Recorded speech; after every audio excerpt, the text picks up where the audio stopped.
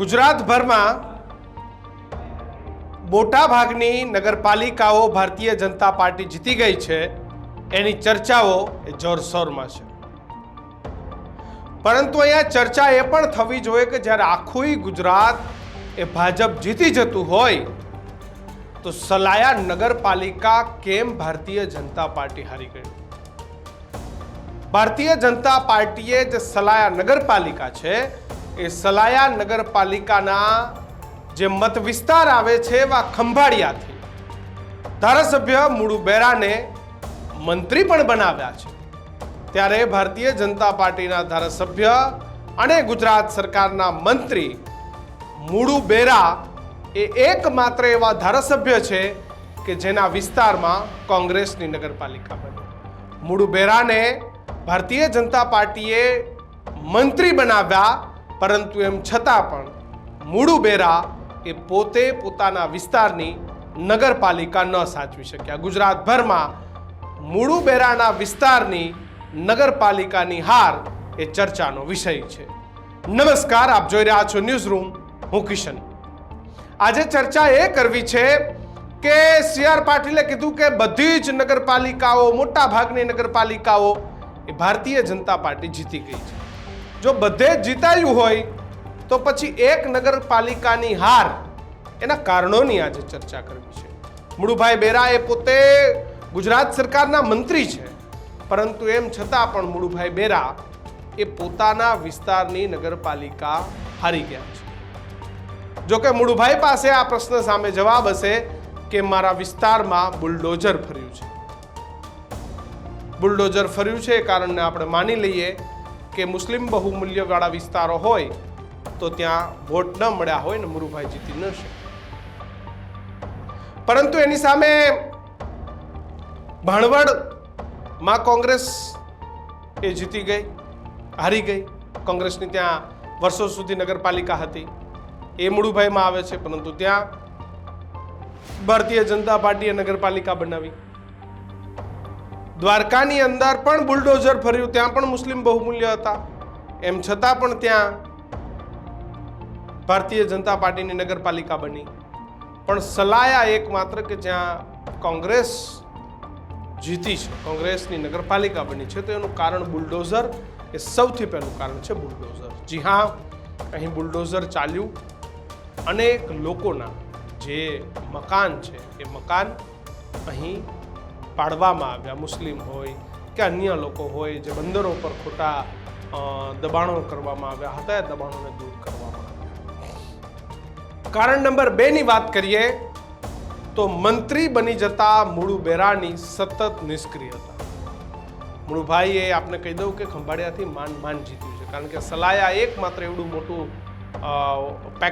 મતદારોનું pocket છે કે જે ભારતીય જનતા પાર્ટીને હરાવી દે છે, પરંતુ એમ છતાં ધારાસભ્ય બની ગયા, પરંતુ એમની નિષ્ક્રિયતાના કારણે મુળુભાઈ બેરાની સલાયામાં હાર થઈ છે। ત્યાં નગરપાલિકા બનાવવામાં ભાજપ અસફળ થયું છે। કારણ નંબર 3 ની વાત કરીએ તો મુળુભાઈ બેરા મંત્રી બની જતા જે સ્થાનિક સંગઠન છે એની સાથે તેમનો તાલમેલ ન હતો।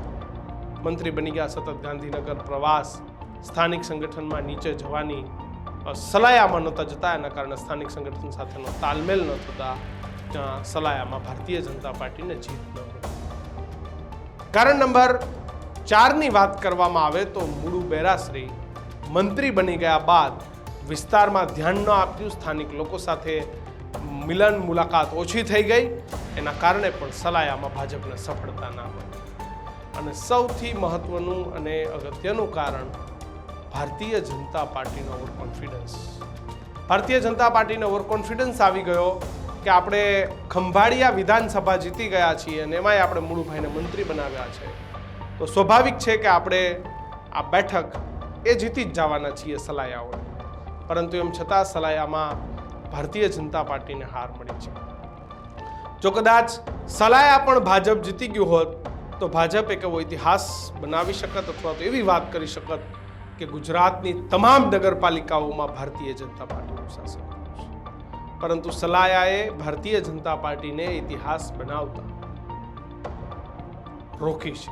ઘણી બધી જગ્યાએ ટાઈ પડી છે, પણ ટાઈ પડી ત્યાં પણ ભારતીય જનતા પાર્ટીએ જે બીએસપી સહિતના જે અન્ય ઉમેદવારો હોય ને પોતાના પક્ષે કરી લીધા છે. પરંતુ મુળુભાઈ બેરા એ આ હારનો જવાબ એ ભારતીય જનતા પાર્ટીને આપવો પડશે. આપણે તો આપવાની જરૂર નથી, પણ ભાજપને એનો જવાબ આપવો પડશે કે મારા જ વિસ્તારની એક જ નગરપાલિકા એ અમે નથી જીતી શકતા. એવું નથી કે મુસ્લિમ વિસ્તારવાળી નગરપાલિકા છે અને ભાજપ ક્યારેય નથી જીત્યું. અગાઉ ભાજપ પણ સલાયાની અંદર જીતી ચૂક્યું છે. ભાજપ પણ સલાયા નગરપાલિકા બનાવી ચૂક્યું છે. થાય છે એવું કે નેતાઓ પોતાના વિસ્તારમાંથી માંડ કરીને જીતતા હોય ને પછી એમાં એને મંત્રી બનાવવામાં આવે ત્યારે આ નેતાઓનો ઓવર કોન્ફિડન્સ આવી જતો હોય છે. સતત કામકાજ ને ગાંધીનગર પ્રવાસોમાં ધ્યાન આપતા હોય છે, પણ એ ભૂલી જતા હોય છે આ બધાની વચ્ચે, આ ચકો ચાંદનીની વચ્ચે બધું ભૂલી જતા હોય છે કે આપણે વિસ્તારમાંથી ચૂંટાશું નહીં તો ધારાસભ્ય જ નહીં બનીએ, ધારાસભ્ય જ નહીં બનીએ તો મંત્રી જ નહીં બનીએ. આપણે કહી દઉં કે મુરુભાઈનો વર્ષો બાદ ત્યાંથી મેળ પડ્યો છે. બાકી ખંભાળિયામાં ઇતિહાસ એવો છે કે કોંગ્રેસ એ વધારે ત્યાંથી જીતતી આવી છે. મેરામણ ગોરિયા પણ કોંગ્રેસમાંથી ત્યાંથી જીતતા આવ્યા છે. ત્યારબાદ ચૂંટણીઓ થઈ, તેમાં વિક્રમ માડમ પણ ત્યાંથી જીતવામાં સફળ થયા છે. બીજી વખત તેઓને સફળતા નથી મળી. ઈસુદાન ગઢવી ત્યાં આવ્યા અને જે વોટ ડિવિઝન થયું એના કારણે તેમને ત્યાં સફળતા નથી મળી. પણ ભારતીય જનતા પાર્ટીનો જો વિજય રથ નગરપાલિકાઓમાં રોકાયો હોય તો એકમાત્ર મુળુબેરાના વિસ્તારમાં, કારણ કે ત્યાં જે પરિસ્થિતિઓનું નિર્માણ થયું, જાત ધમકીઓનું જે નિર્માણ થયું, એમના દીકરાઓના પણ ઘણી બધી જગ્યાએ નામ આવ્યા. પણ ખેર એ બધી ચર્ચાઓમાં આપણે નથી પડવું કે ચર્ચાઓ ખુલીને નથી કરવી.